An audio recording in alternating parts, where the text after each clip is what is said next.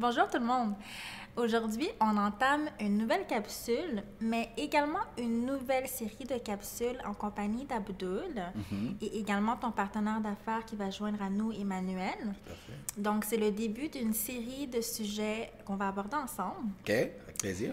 Donc, discussion autour de l'entrepreneur et les enjeux auxquels il peut faire face, point de vue fiscal, juridique, comptable. Tout à fait. Puis juste avant qu'on entame, vu que c'est notre première vidéo ensemble, Oui. on va juste s'introduire mutuellement, mais je t'invite à commencer par dire qui es-tu. Merci Anne. Ben, moi, je suis Abdul Bamba. Je suis partenaire associé chez EB Conseil Fiscal Inc. Je suis CPA CGA. Donc, nous, chez EB, on s'occupe vraiment des entrepreneurs, incorporés ou pas.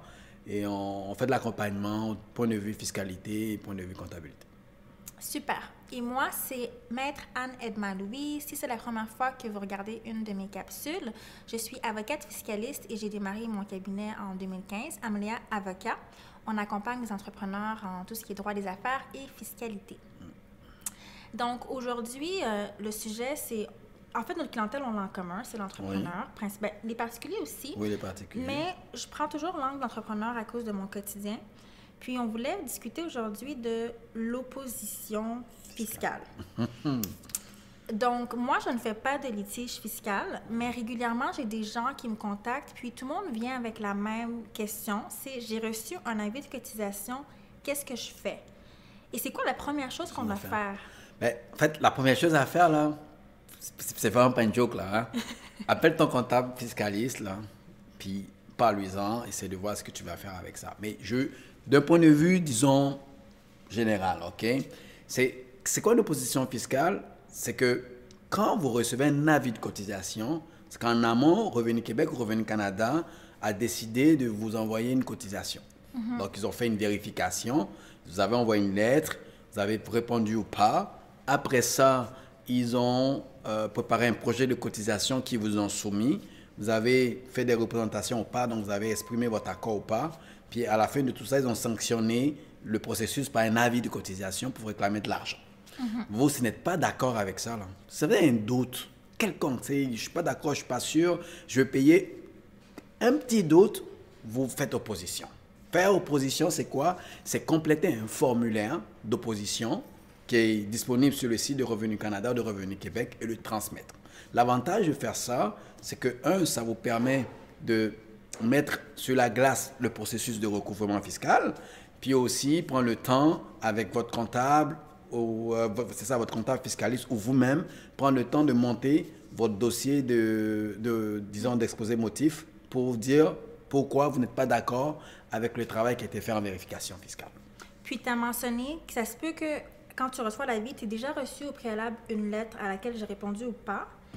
Dans le fond, quand je reçois cette lettre, je devrais déjà venir te voir.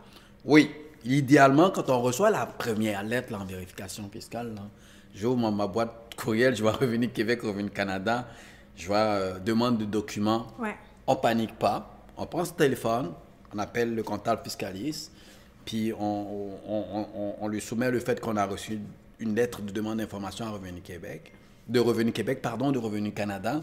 Puis en ce moment-là, lui, il pourrait prendre le dossier en main, puis faire le travail de représentation tout de suite. Puis dans le fond, quand tu reçois cette première lettre, est-ce que forcément il y a... C'est sûr que je vais devoir payer quelque chose ou est-ce qu'on peut se faire vérifier, on demande des documents, puis finalement ils disent « Ah, OK, rien à signaler ». Oui. Oh, c'est sûr que quand on reçoit une demande d'information, c'est parce qu'ils projettent de faire une vérification. Donc, ils vont vérifier. Puis, il y a des vérifications sans changement qu'on appelle. Puis, il y a des vérifications aussi avec des changements. Donc, il faut collaborer avec les autorités fiscales, leur donner l'information. Et en ce moment-là, ils vont faire les vérifications qu'il faut. Puis, ils vont vérifier et s'assurer qu'on n'a pas d'argent à payer. Mais ça arrive. Nous, en tout cas, moi, par mon expérience, dans ma pratique, là, j'ai eu à assister des clients qui n'ont rien payé dès le départ au moment de la vérification. OK. 2 dernières questions pour clore ce sujet. La première, c'est basé sur quoi la vérification? Est-ce qu'ils ont accès au compte bancaire des gens ou ils te demandent d'avoir accès à ton compte bancaire? Qu'est-ce qui fait qu'un jour, on demande des documents? En fait, donc, dans cette question, il y a 2 questions. C'est quoi les critères de sélection comment il faut pour nous sélectionner. Ouais. Ça, bon, on ne le sait pas, ils ne nous le disent pas. Ben, la réponse qu'ils donnent souvent, c'est tout le monde est vérifiable, là, mais c'est sûr que je pense qu'ils ont quand même des critères en interne là, qu'ils utilisent en fonction des risques. Puis ceux qui font beaucoup d'erreurs aussi dans leurs déclarations, il y a des incohérences dans les déclarations qui attirent des vérifications, on va dire. Puis aussi, il y a des situations de risque, il y a des transactions là, qui sont intrinsèquement liées en fiscalité, qui créent des risques fiscaux, qui font en sorte que les gens, le fisc, quand ils voient ça, tout de suite, ils vont vérifier. Puis aussi, il y a des secteurs, donc c'est tout ce qui est locatif, construction, restauration. Il y a beaucoup de risques de non-conformité ou même de fraude à ce niveau-là. Puis c'est sûr que ça crée en fait des situations de vérification. Maintenant, le deuxième volet de la question, c'est les documents. Est-ce qu'ils peuvent aller chercher les documents directement auprès de la banque, par exemple? Mais en fait, il faut faire attention avec ça. C'est que normalement, nous, au niveau de la loi sur l'administration fiscale, l'autorité fiscale a la possibilité d'obtenir des renseignements par ce qu'on appelle de façon normale, pas une demande d'accès, pardon, pas une demande de renseignement, ou bien pas une demande péremptoire. OK? Puis le mieux là, c'est que nous-mêmes, comme contribuables, on fournisse l'information aux autorités fiscales. OK? Si on refuse, pour diverses raisons, à ce moment-là, ils peuvent faire valoir leurs droits en faisant des demandes péremptoires à des tiers, dont les banques. OK? Donc, c'est toujours mieux, dans un esprit de collaboration, de fournir l'information dont on dispose. Puis si on n'a pas l'information, parce que ça arrive là, que l'agent de fisc demande des relevés bancaires, puis on ne les a pas avec nous. Ça arrive. On peut demander des délais. OK? Maintenant, c'est ça aussi, ça va être important. Chaque fois qu'on vous demande une information, c'est important de demander à l'agent quelle est la portée.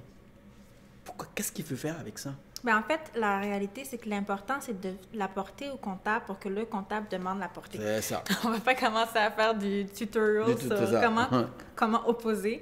Dernière question. J'avais pour toi, est-ce que j'ai vu des clients qui se sont fait saisir leur compte bancaire?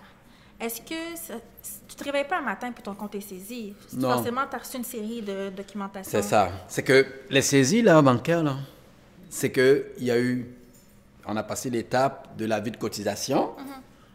On n'a pas fait opposition. OK? On n'a pas répondu. Il y a un dossier de recouvrement qui a été ouvert. On a reçu des lettres de la direction des recouvrements. On n'a pas répondu à ces lettres. On n'a pas réagi.